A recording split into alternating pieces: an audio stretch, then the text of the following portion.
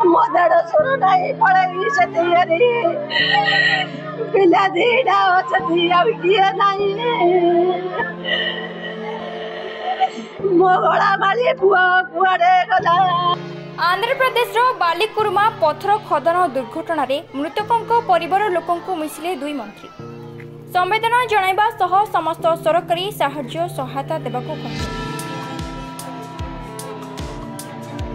आंध्र प्रदेश बालिकुरुमा पथर खदन दुर्घटना मृत 6 ओडिया श्रमिकों मृतदेह गाँ को फेरी। 6 जन मृतक मध्य धराकोट अंचल 2 जन रही। धराकोट ब्लॉक ढोगा पंचायत बाहाड़ागुड़ा गाँ को मूसा जेना मृत शरीर फेरी बेले धराकोट ब्लॉक ओलंबा पंचायत कसई गाँ को फेरी संतोष गौड़ मृतदेह। बापा माँ को संभाल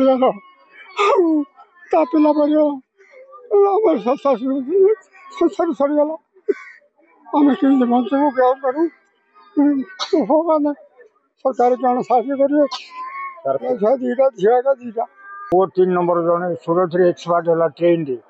से एक्सपार्ट आसला बर्तमान तार शुद्ध क्रिया पर 2 मास जाइए दुख आज्ञा माँ तार विधवा पुओ गोटे झील गोटे आज्ञा बेसारा सी आगे दादन खटी कुली खटिकी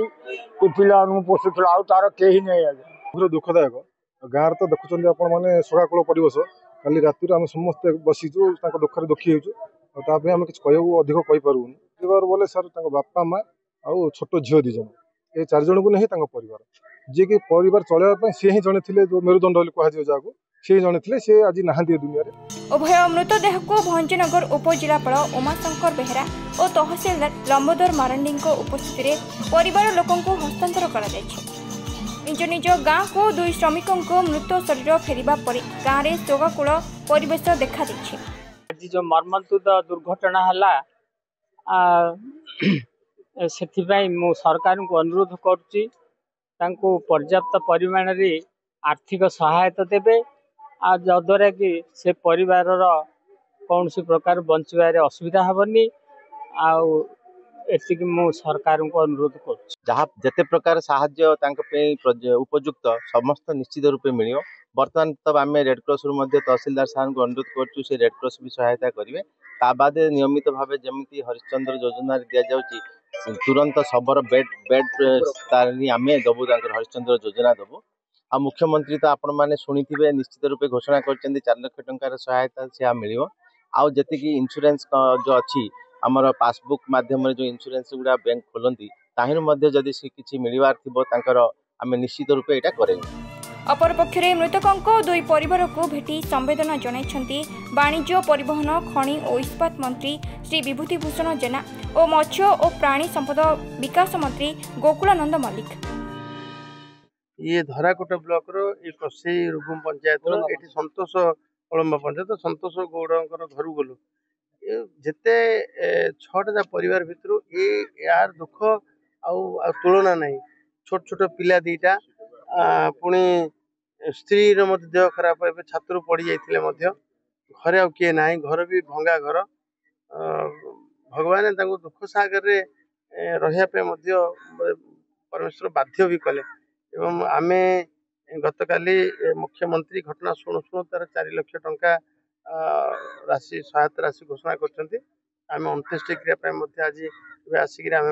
50,000 देलु पैसार आम कंपेयर करें पैसा से स्त्री बाहुनी बाहुनी कहते मोर पैसा कौन हम तेणु आम सब झीर दायित्व नेलु परिवार दायित्व नेलु आंध्र प्रदेश सब कंपानी जो कंपानी काम कर तार से सहायता राशि सरकार घोषणा कर सबू जमी उपलब्ध हम परिवार जमी पीएमआई घर कथा कहुँ तार भत्ता कथा कहुँ तार जातीय परिवार मंगल बीएस NFBS तार व्यवस्था कथा कहुँ संपूर्ण कथा प्रशासन अच्छा पाखे समस्त ये करेंगे। ये जो देखिलु संतोष गौड़ तार परिवार अत्यंत दुख 2टी झील एवं तार घर मध्य नहीं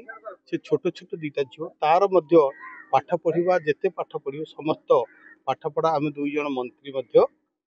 नापी आम निष्पत्ति कर बाहाड़गुड़ार घर को अत्यंत दुखद कथा माँ एवं माँ जी की ଶଯ୍ୟାଶାୟୀ ଅଛନ୍ତି, ରୋଗଗ୍ରସ୍ତ ଅଛନ୍ତି